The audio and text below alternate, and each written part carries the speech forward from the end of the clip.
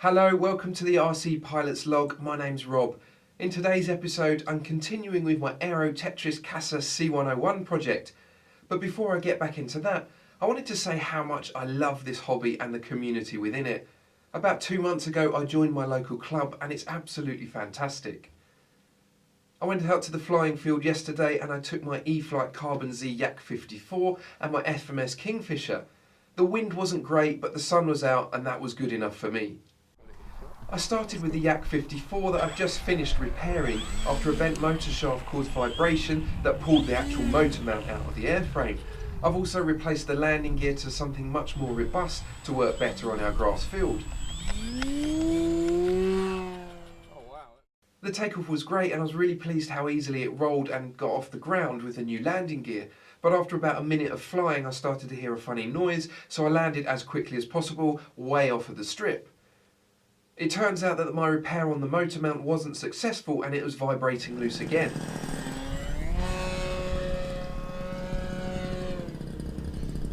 Then I made 3 flights with my FMS Kingfisher, which I absolutely love. It's a fantastic plane and great trainer plane. It's very similar to the Durafly Tundra, it's short takeoff and landing capable and it's very stable and predictable.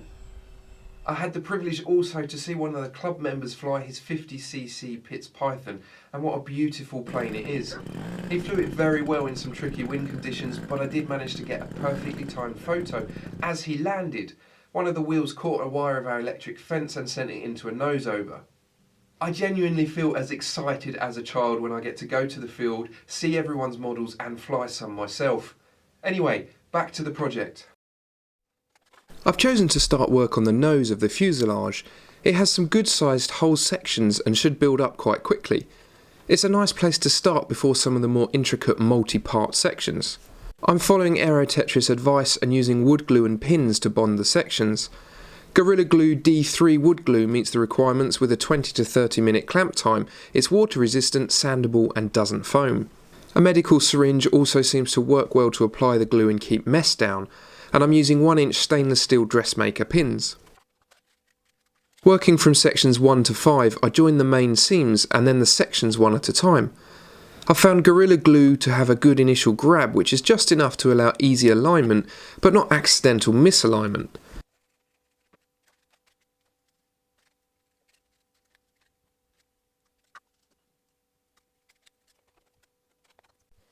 I've also found that pinning the corners first, then the seam, and then working around the part aligning the edge and pinning is a good method to get them aligned nicely.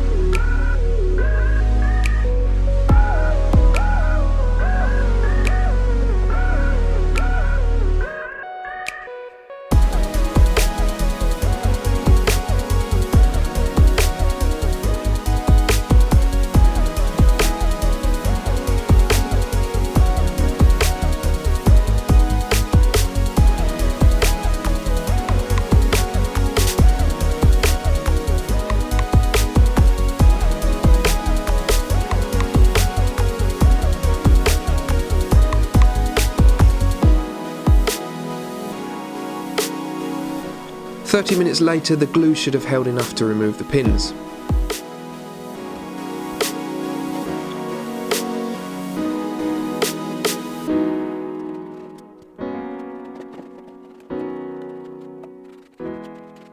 I'm pleased with the result.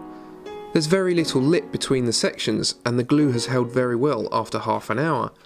I'm pleasantly surprised that the part feels strong and crucially very light. Confident with my method, it's time to move on to sections 6 through 15, which comprise of 2 halves each.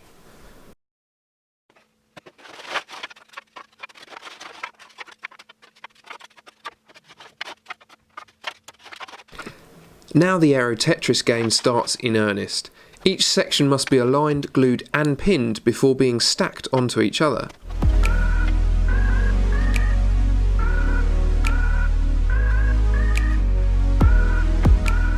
I'm using the centre spar bore for alignment before working on the centre seam top and bottom.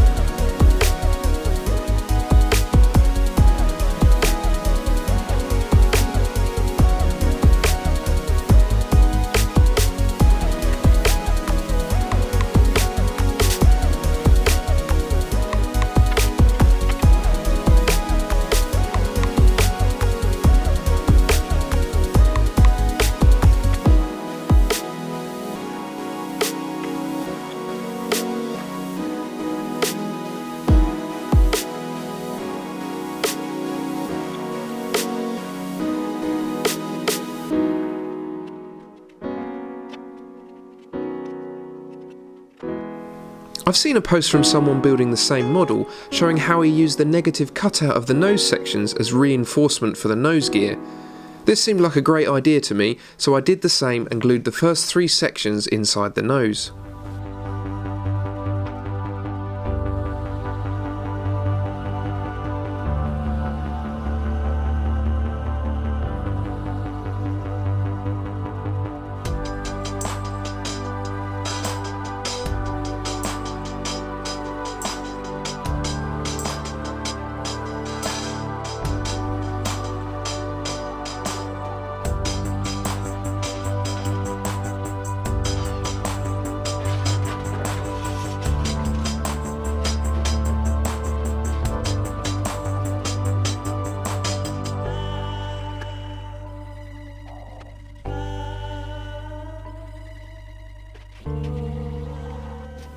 Once all of the sections had 30 minutes for the glue to grab, I started assembling them in groups of 3.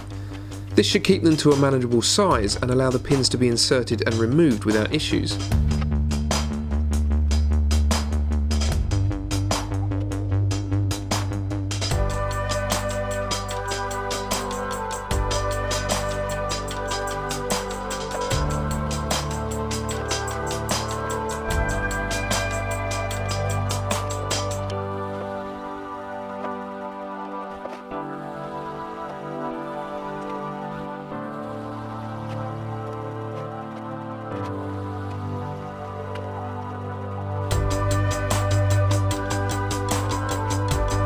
A couple of Jamie Oliver's finest make excellent weights while the Gorilla Glue cures.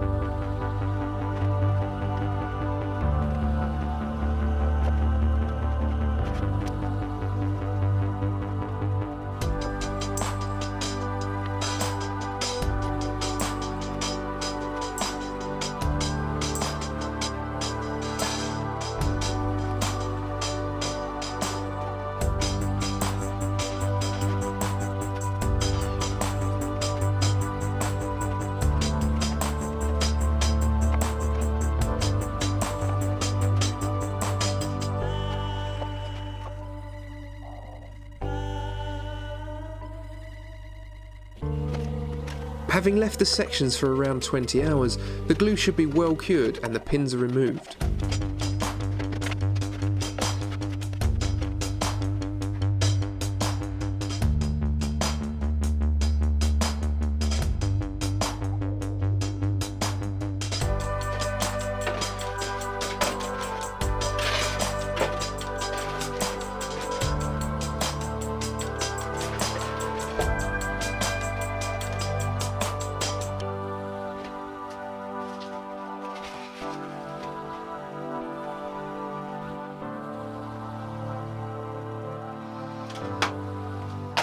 Now that I've got the sections of the nose assembled in 4 parts, it's going to be easier to assemble those onto a carbon spar.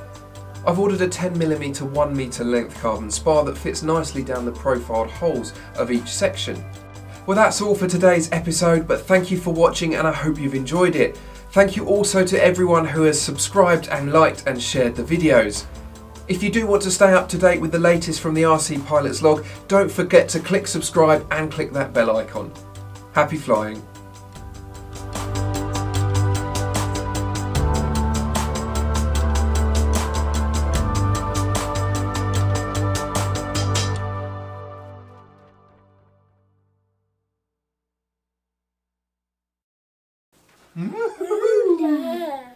So welcome to the RC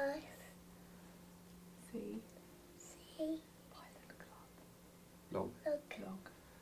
Log.